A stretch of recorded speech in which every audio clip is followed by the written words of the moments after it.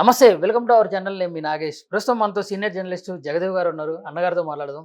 అన్నగారు నమస్కారం. నమస్తే అండి. అన్నగారు, హీరో ధనుష్ పై హీరోయిన్ నయనతార కామెంట్ చేసింది. మీరు మీ తండ్రి లేకుంటే సోదరు సాయంతో మీరు హీరో అయ్యారు. నేను నా రెక్కల కష్టం మీద వచ్చానా అని చెప్పేసి.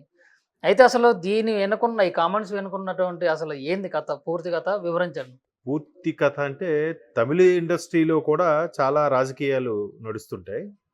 అయితే దీనికి సంబంధించి ఎందుకు వ్యవహారం తెర మీదకి వచ్చింది, ఎప్పుడూ వార్తల్లో స్పందించని, వార్తల్లో నిలవని నయనతార గారు ఒక విధంగా లేడీ సూపర్ స్టార్ కదా. అవునవును.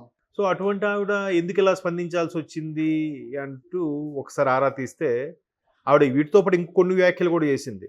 మీరు ఆడియో ఫంక్షన్లో గట్రా మాట్లాడినప్పుడు చాలా మంచి వాళ్ళలాగా బుద్ధిమంతుల్లా మాట్లాడతారు, ఆ యాక్టింగ్లో 10% మా మీద చూపిస్తే మేము సేఫ్ జోన్లో ఉంటాము అన్నట్టుగా చెప్పింది. విషయం ఏంటంటే ఈమె ఎప్పుడో ఒక 10 ఇయర్స్ బ్యాక్, ఒక 10-12 ఇయర్స్ బ్యాక్ అనుకుంటా, నేను రౌడీని తెలుగులో డబ్ చేశారు ఒక సినిమా.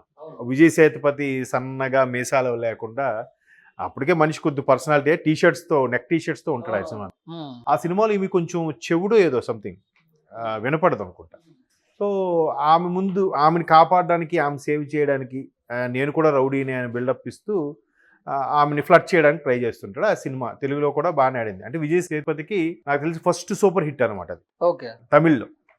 సో దానికి కొంతమంది ఇద్దరు కలిసి ప్రొడ్యూస్ చేశారు. గౌతమ్ వాసుదేవ్ డైరెక్టర్ ఉన్నారు కదా, ఆయన ప్రొడ్యూస్ చేశాడు. కొంత ఈ వండర్బర్ అని ఒక ఏదో బ్యానర్ ఉంది వీళ్ళది, మన ధనుష్ గారిది.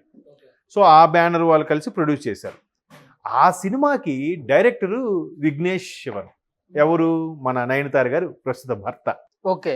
సో ఇదంతా ఎందుకు వచ్చింది వ్యవహారం తెర మీద కంటే, నయనతార గారి లైఫ్ స్టోరీ మీద ఒక డాక్యుమెంటరీ తీయడానికి నెట్ఫ్లిక్స్, మన ఓటీటీ ప్లాట్ఫామ్ ఉంది కదా, నెట్ఫ్లిక్స్ వాళ్ళు ప్లాన్ చేస్తున్నారంట. ఓకే. సో ఆమెనే ఎలా కెరియర్ స్టార్టింగ్ ఫస్ట్ చంద్రముఖి అనుకుంటా, మనకు తెలిసినంత వరకు చంద్రముఖి సినిమాలో ఫస్ట్ సూపర్ హిట్ అయింది. తర్వాత గజనీలో ఒక రోలు, మెయిన్ హీరోయిన్ కాకుండా ఒక డాక్టర్ క్యారెక్టర్ చేసింది గజనీ అనే పాత్రని స్టడీ చేయడానికి. సో ఆ తర్వాత కొంచెం లావ్ అయినా మళ్ళీ తర్వాత స్లిమ్ అయ్యి చాలా సినిమాలు చేసింది. తర్వాత శంభు గారితో ఏదో అఫేర్ ఉందనుకున్నారు, తర్వాత ప్రభుదేవ గారిని పెళ్లి చేసుకుంటారు అనుకున్నారు, తెలుగులో శ్రీరామరాజ్యమే చివరి సినిమా అని కూడా అనుకున్నారు బాపు గారిది. ఆ తర్వాత ఏమైందో మళ్ళీ అది చెడింది. మొత్తానికి మళ్ళీ ఆవిడ బౌన్స్ బ్యాక్ లాగా మళ్ళీ సినిమాలోకి రావడం, సినిమాలో లేడీ సూపర్ స్టార్ స్థాయికి వెళ్ళిపోయింది ఆవిడ. అంటే ఇండివిజువల్గా ఆవిడ సినిమాలు చేయడం అంటే అయింది. సో ఆమె జీవిత నేపథ్యం నెట్ఫ్లిక్స్ వాళ్ళు కష్టపడి ఏ బ్యాక్గ్రౌండ్ లేకుండా వచ్చిన అమ్మాయిని డాక్యుమెంటరీగా ఈ మధ్యకాలంలో వస్తున్నాయి కదా జీవిత చరిత్రలు. అవునవును. సో అలాగా తీయాలని డిసైడ్ చేశారు.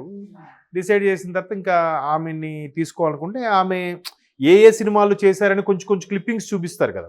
ఇప్పుడు మహానటిలో సావిత్రి గారి క్లిప్పింగ్స్, అలాగే కథానాయకుడు బాలయ్య గారు ఎన్టీఆర్ గారు తీసినప్పుడు ఎన్టీఆర్ గారు పాత సినిమాలు చేసిన కొన్ని క్లిప్పింగ్స్, కొన్ని పాటలు అవును యూజ్ చేసుకోవాలి. ఎందుకంటే సినిమాలో కెరియర్లో ఈ సినిమాలు చేశారు.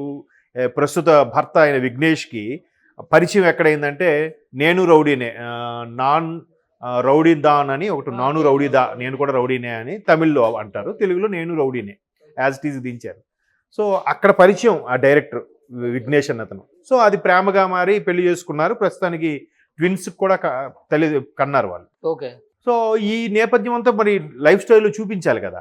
చూపించడం కోసమని అందులో కొన్ని నేను రౌడీదా అందులో కొన్ని క్లిప్పింగ్స్ వాడుకోవడానికి అడిగితే అది కూడా ఏంటి 1 year నుంచి అడుగుతున్నారంట. 2 years మేబీ 2 years అని రాశారు కొంతమంది. అదే 2 సంవత్సరాలు తిప్పించుకున్నారనే మేబీ, అంటే ఫ్రస్ట్రేషన్లో ఆవిడ ఆ స్టేట్మెంట్ ఇచ్చిందంటే ఖచ్చితంగా తిప్పించే ఉంటారు. అది కూడా 1-2 సంవత్సరాలు తిప్పిస్తున్నారంటే అది కూడా ఒక హార్డ్లీ 3 seconds బిట్ కోసం అడిగితే ఇస్తాము, రేపు ఇస్తాము, ఎల్లుండి ఇస్తాము ఎట్లా అన్నారు, కానీ అదలా డ్రాగన్ అయిపోతుందంట. ఫైనల్గా అడిగేసరికి 10 crores కట్టండి, 3 seconds కానీ 3 కోట్లు కూడా కాదు 10 కోట్లు ఇస్తే దాని రైట్స్ ఇస్తాము అని చెప్పారట వాడుకోవడానికి.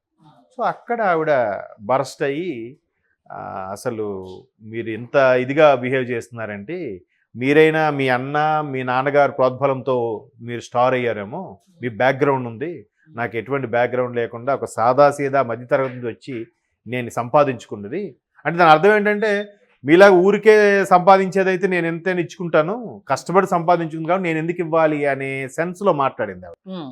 అది కాకుండా మీరు బయట భలే పెర్ఫామ్ చేస్తారు మంచోళ్ళలాగా, నిజస్వరూపు ఇదే అన్నమాట అన్నట్టుగా అయింది. మరి చూద్దాం, మీరు ఇది అటు తిరిగి ఇటు తిరిగి నడిగర్ సంఘం వరకు ఎలాగో వెళ్తుంది ఇష్యూ. మనకి మా ఎలాగో వాళ్ళకి నడిగర్ సంఘం అని ఒకటి ఉంది, అంటే నడిగర్ అంటే నటులు అందరూ ఉండే సంఘం, సొసైటీ. సో ఆ నడిగర్ సంఘంకి వెళ్తే ఖచ్చితంగా షార్ట్ అవుట్ చేస్తారు. దాన్ని దాటి కావాలంటే మద్రాస్ హైకోర్టుకి వెళ్తారు, లేకపోతే ఆ నడిగర్ సంఘంలోనే మ్యాక్సిమం సెటిల్మెంట్స్ అన్నీ అవుతుంటాయి. చూడాలి మరి.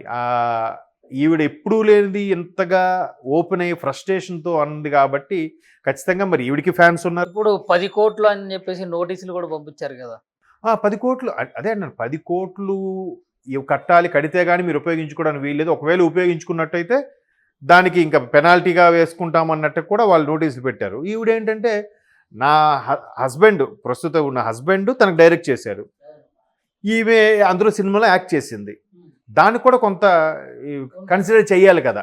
మేము జస్ట్ దానికోసం మా జీవిత చరిత్రలో భాగంగా వాడుకోవాలని చూస్తున్నాము అని ఉంటుంది. ఇప్పుడు ఒక సాంగ్ ఉంది తమ్ముడు, ఆ సాంగ్ని ఎవరెవరు వాడుకోవాలంటే ఫస్ట్ ఖచ్చితంగా ఆ సాంగ్కు సంబంధించి ప్రొడ్యూసర్కి అన్ని హక్కులు ఉంటాయి అనేవారు ఒకప్పుడు. సో ఇప్పుడు దాన్ని కొంచెం సవరణ చేశారు, ఎందుకంటే ప్రొడ్యూసర్ లేకపోతే సాంగ్ లేదు, కథ లేదు, సినిమా లేదు, ఎవరు లేరు కదా.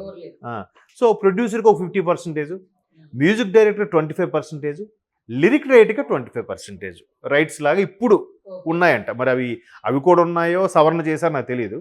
అలాగే ప్రొడ్యూసర్ మొత్తం రైట్స్ ఉంటే ఉండొచ్చు, కానీ ఒక 10% డైరెక్టర్కి హక్కు ఉంటుంది కదా. అవును, ఆ మొత్తం కెప్టెన్ ఆఫ్ ది షిప్ అంటారు డైరెక్టర్. సో విఘ్నేష్ గారి తరపునైనా ఆ క్లిప్పింగ్స్ నేను డైరెక్ట్ చేశాను కాబట్టి, నా సినిమాలో ఉన్న క్లిప్పింగ్స్ కాబట్టి ఓ 3 సెకండ్లు అంటే